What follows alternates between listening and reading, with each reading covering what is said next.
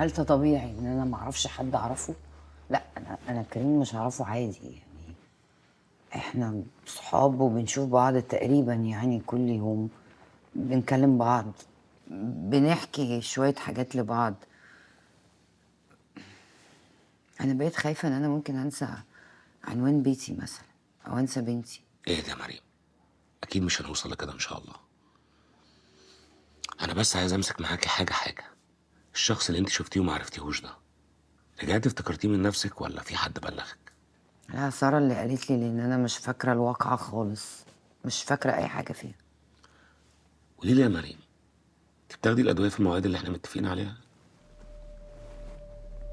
اه يعني خدها تقريبا زي ما حضرتك قلت لي يعني.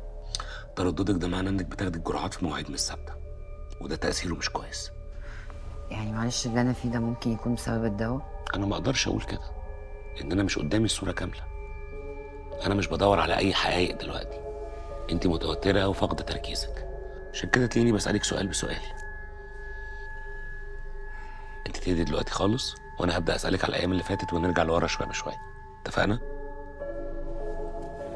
لما تبقي جاهزه نبقى نتكلم.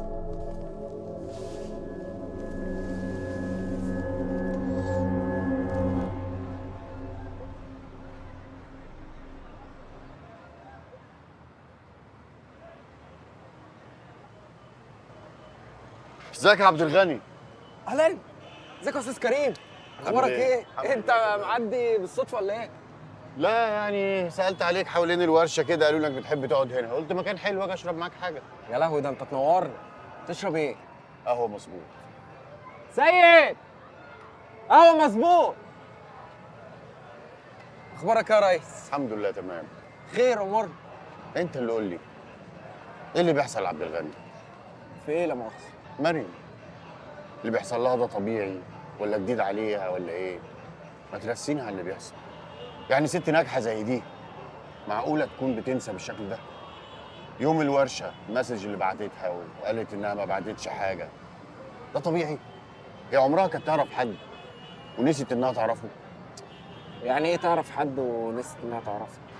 امم بص يا عبد الغني، انا جاي لك انت مخصوص عشان انا حسيت يوم المسج ان انت يعني همك مصلحتها وقلبك عليها، فقلت محدش هيساعدني غيرك، وانا عايز اعرف، عايز افهم، مش معقول نسيبها كده. بص يا استاذ كريم، انا بس اقول لك على حاجه عشان نصفي النفوس من اولها كده. قول. للامانه انا اول ما شفتك ما كنتش طايقك. اللي هو مين ده اللي حاطط مناخيره في وسطنا ده، وانا مش فاهم بصراحه.